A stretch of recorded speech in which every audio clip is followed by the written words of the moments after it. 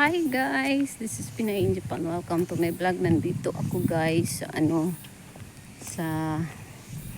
ng yan.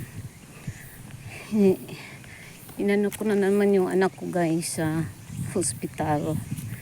Nakakapagod lang guys kasi holiday kasi 2 araw dito sa Japan kaya wala masyadong mga ngayon bus.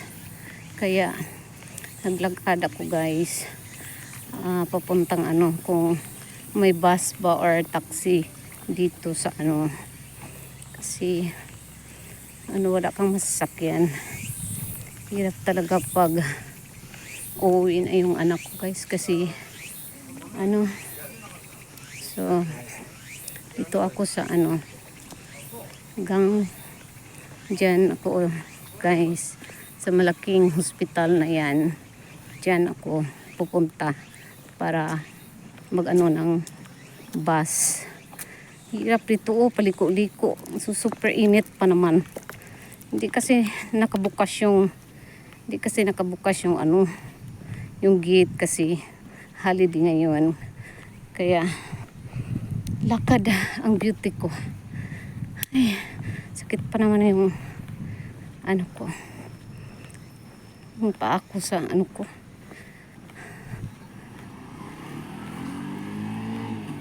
Sana naka-short na lang ako. Hindi na lang ako nag-pants kasi hirap pag mainit.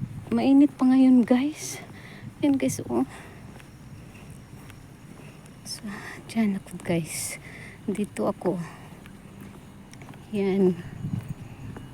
So, papunta na ako ng sana may bus.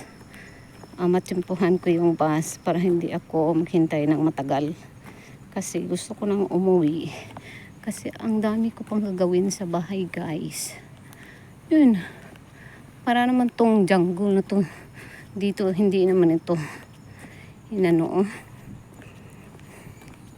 Nilinisan. Yan. Maraming mga tao naman dyan. Dito kasi malapit ako sa sa hospital na may sakit na mga cancer guys. Dito ako papunta. So yun. Guys. Ayan na ang bus. Oh my God. Hindi ako nakaabot sa bus. Yan guys. Yung yung hospital ng may sakit ng mga cancer.